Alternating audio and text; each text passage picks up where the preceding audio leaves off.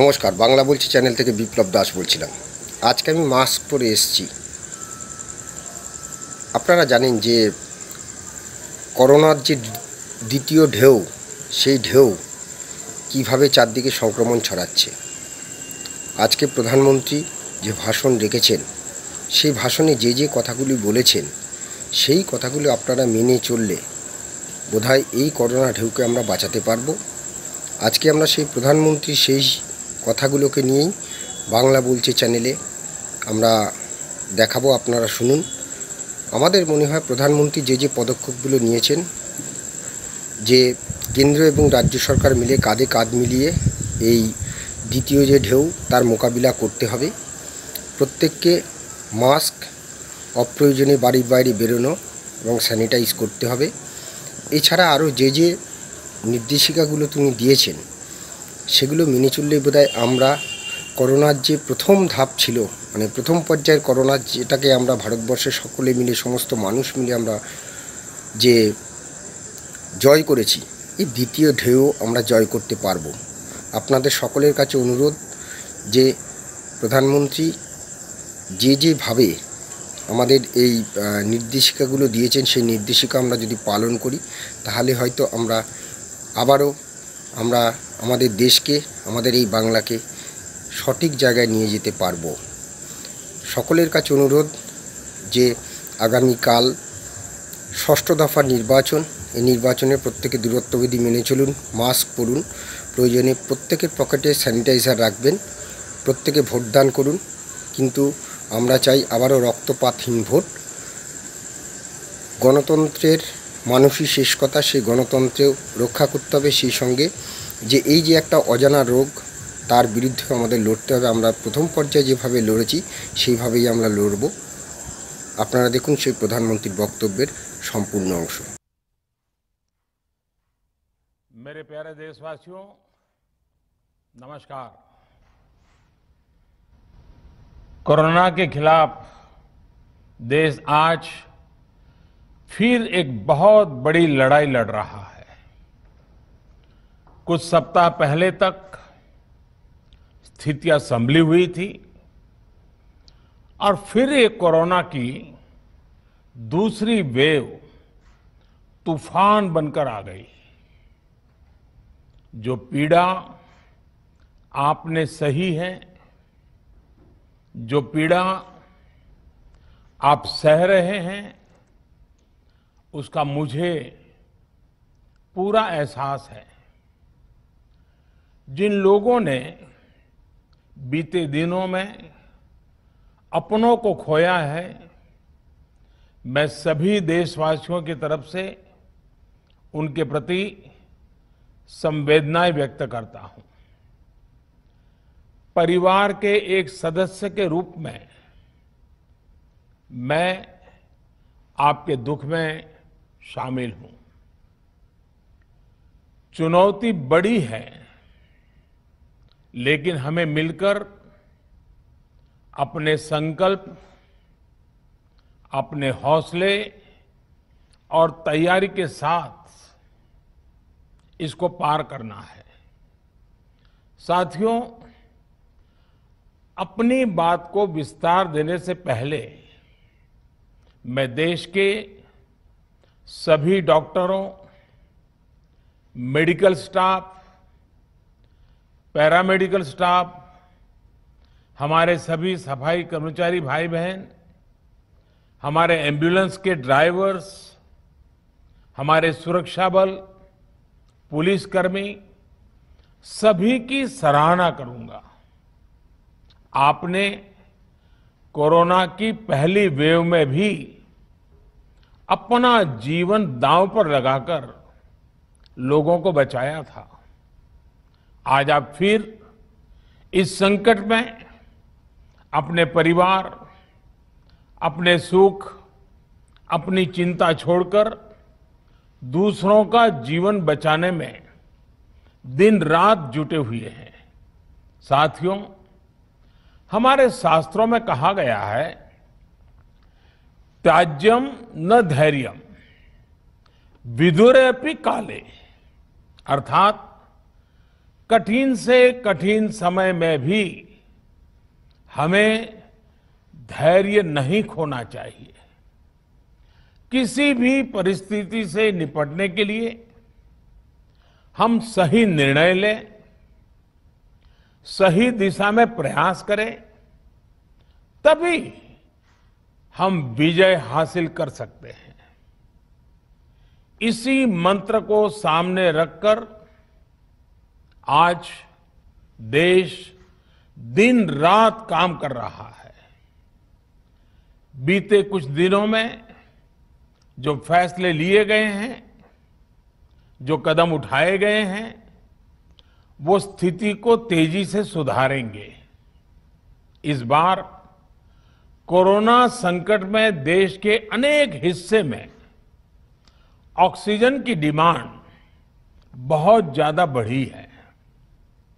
इस विषय पर तेजी से और पूरी संवेदनशीलता के साथ काम किया जा रहा है। केंद्र सरकार, राज्य सरकारें, प्राइवेट सेक्टर, सभी की पूरी कोशिश है कि हर जरूरतमंद को ऑक्सीजन मिले।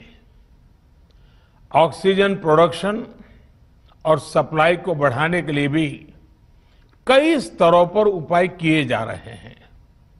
राज्यों में नए ऑक्सीजन प्लांट्स हो, 1 लाख नए सिलेंडर पहुंचाने हो, औद्योगिक इकाइयों में इस्तेमाल हो रही ऑक्सीजन का मेडिकल इस्तेमाल हो, ऑक्सीजन रेल हो, हर प्रयास किया जा रहा है। साथियों, इस बार जैसे ही कोरोना के केस बढ़े, देश के फार्मा सेक्टर ने दवाइयों का उत्पादन और बढ़ा दिया है। आज जनवरी-फरवरी की तुलना में देश में कई गुना ज्यादा दवाइयों का प्रोडक्शन हो रहा है। इसे अभी और तेज किया जा रहा है। कल भी मेरी देश की फार्मा इंडस्ट्री के बड़े जो प्रमुख लोग हैं, उसके जो एक्सपर्ट लोग हैं, उनसे बहुत लंबी चर्चा हुई है। प्रोडक्शन बढ़ाने के लिए हर तरीके से दवाई कंपनियां की मदद ली जा रही है। हम सौभाग्यशाली हैं कि हमारे देश के पास इतना बड़ा मजबूत फार्मा सेक्टर है जो बहुत अच्छी और तेजी से दवाइयां बनाता है। इसके साथ ही अस्पतालों में बेड की संख्या को बढ़ाने का भी काम तेजी से चल रहा है। कुछ शहरों में ज्यादा डिमांड को देखते हुए विशेष और विशाल कोविड हॉस्पिटल बनाए जा रहे हैं। साथियों, पिछले वर्ष जब देश ने कोरोना के कुछ ही मरीज सामने आए थे, उसी समय भारत में कोरोना वायरस के खिलाफ प्रभावी वैक्सीन के लिए काम शुरू कर दिया था। हमारे वैज्ञानिकों ने दिन रात एक करके बहुत कम समय में देशवासियों के लिए वैक्सीन विकसित की है। आज दुनिया की सबसे सस्ती वैक्सीन भारत में है। भारत की कोल्ड चेन व्यवस्था के अनुकूल वैक्सीन हमारे पास है। इस प्रयास में हमारे प्राइवेट सेक्टर ने इनोवेशन और एंटरप्राइज की भावना का बेहतरीन प्रदर्शन किया है। वैक्सीन्स की अप्रूवल्स और रेगुलेटरी प्रोसेसेस को फास्ट ट्रैक पर रखने के साथ ही सभी साइंटिफिक और रेगुलेटरी मदद को बढ़ाया गया है। यह एक टीम एफर्ट है जिसके कारण हमारा Bharat 2 made in India vaccine के साथ दुनिया का सबसे बड़ा टीकाकरण अभियान शुरू कर पाया। टीकाकरण के पहले चरण से ही गति के साथ ही इस बात पर जोर दिया गया कि ज्यादा से ज्यादा क्षेत्रों तक जरूरतमंद लोगों तक वैक्सीन पहुंचे। दुनिया में सबसे तेजी से भारत में पहले 10 करोड़, फिर 11 करोड़ और अब 12 करोड़ वैक्सीन डोज दिए गए हैं।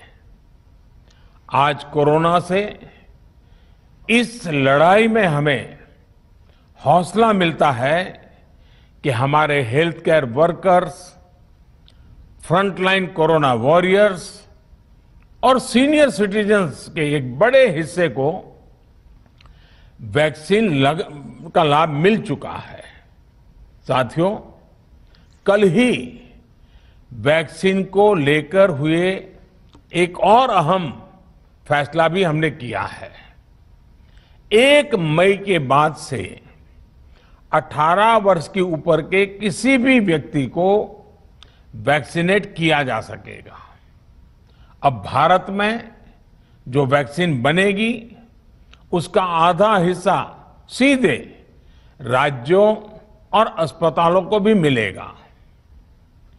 इस बीच गरीबों, बुजुर्गों, निम्न मध्यम वर्ग के लोग 45 वर्ष की आयु के ऊपर के व्यक्तियों के लिए केंद्र सरकार का जो वैक्सीन कार्यक्रम चल रहा है वो भी उतनी ही तेजी से जारी रहेगा।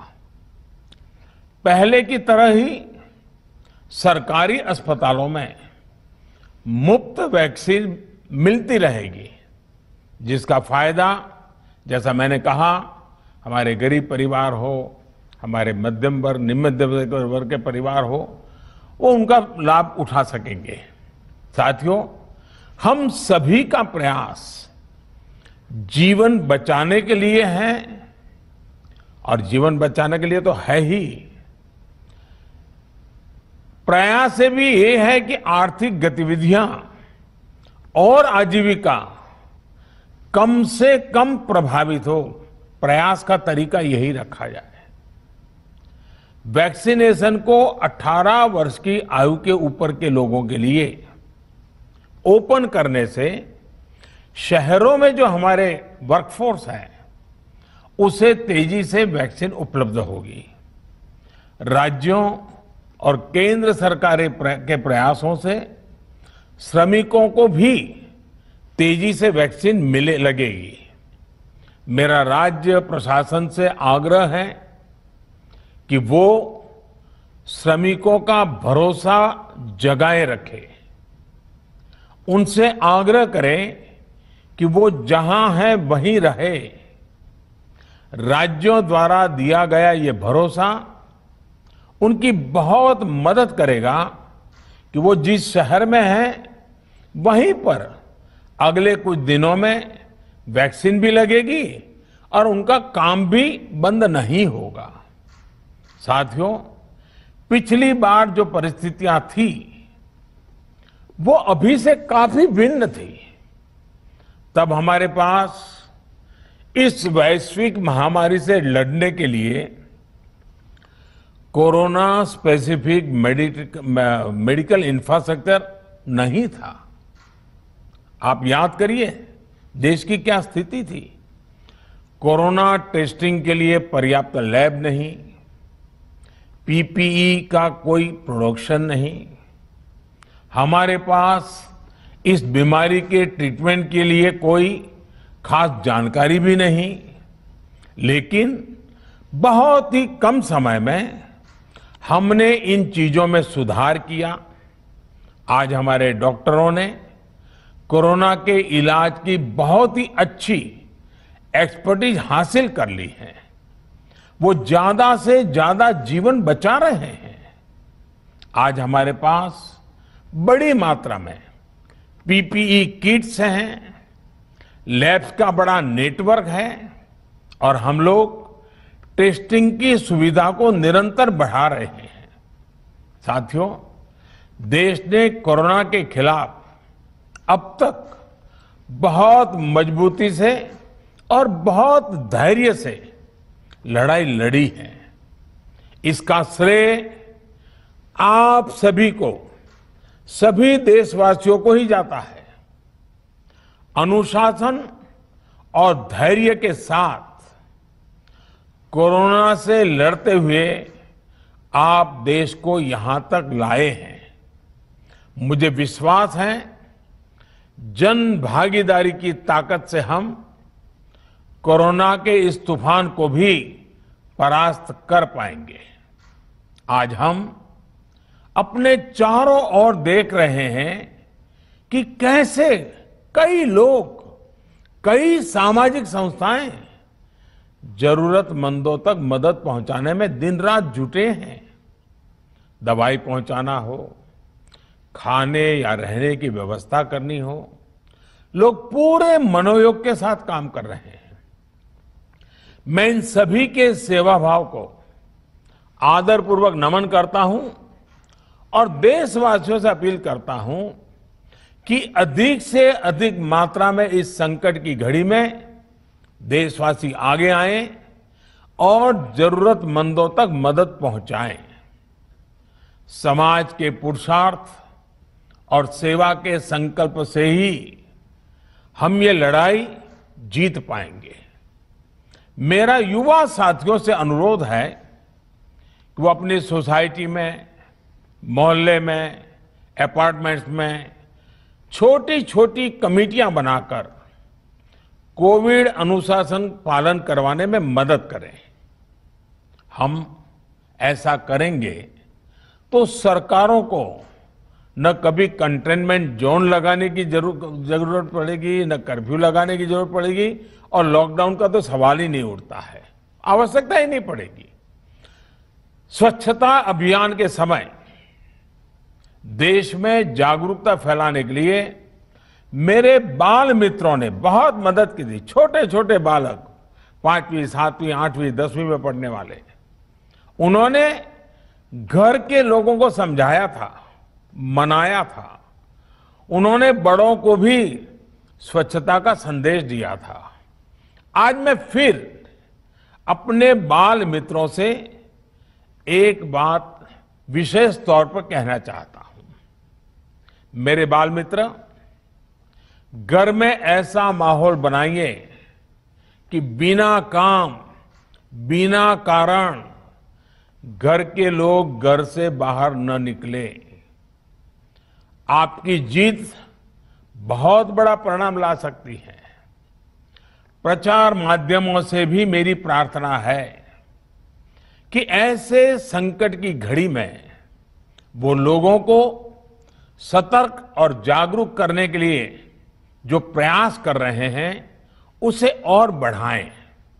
इसके साथ ही इसके लिए भी काम करें कि डर का माहौल कम हो सके, लोग अफवाह और भ्रम में न आए। साथियों, आज की स्थिति में हमें देश को लॉकडाउन से बचाना है। मैं राज्यों से भी अनुरोध करूंगा कि वो लॉकडाउन को अंतिम विकल्प के रूप में ही इस्तेमाल करें। लॉकडाउन से बचने की भरपूर कोशिश करनी है और माइक्रो कंटेनमेंट जोन पर ही ध्यान केंद्रित करना है। हम अपनी अर्थव्यवस्था की सेहत भी सुधारेंगे और देशवासियों की सेहत का भी ध्यान रखेंगे। साथियों, आज नवरात्रि का आखिरी दिन है। कल रामनवमी है और मर्यादा पुरुषोत्तम श्री राम का हम सभी को यही संदेश है कि हम मर्यादाओं का पालन करें। कोरोना के इस संकट काल में कोरोना के बचने के जो भी उपाय है, कृपया करके उनका पालन 100% करिए। दवाई भी, कड़ाई भी, इस मंत्र को कभी भी भूलना नहीं है। ये मंत्र जरूरी है, वैक्सीन के बाद भी जरूरी है। रमजान के पवित्र महीने का भी आज 7वां दिन है। रमजान हमें धैर्य, आत्मसंयम और अनुशासन की सीख देता है। कोरोना के खिलाफ जंग जीतने के लिए अनुशासन भी, उसकी भी उतनी ही जरूरत है। जब जरूरी हो तभी बाहर निकले, कोविड अनुशासन का पूरा पालन करें। मेरा आप सभी से यही आग्रह है। मैं आपको फिर ये भरोसा देता हूं, आपके इस साहस, धैर्य और अनुशासन के साथ जुड़कर आज जो परिस्थितियां हैं, उन्हें बदलने में देश कोई कोर कसर नहीं छोड़ेगा। आप सभी स्वस्थ रहें, आपका परिवार स्वस्थ रहें, इसी कामना के साथ मैं अपनी बात समाप्त करता हूं। आपका बहुत बहुत धन्यवाद।